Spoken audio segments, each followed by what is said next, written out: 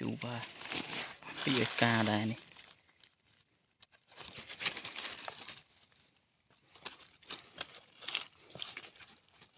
cháu mùi tiền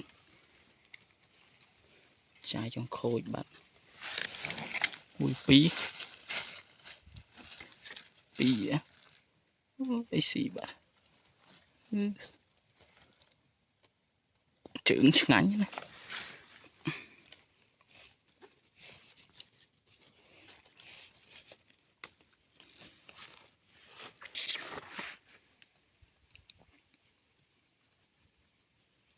pí đây bay nộp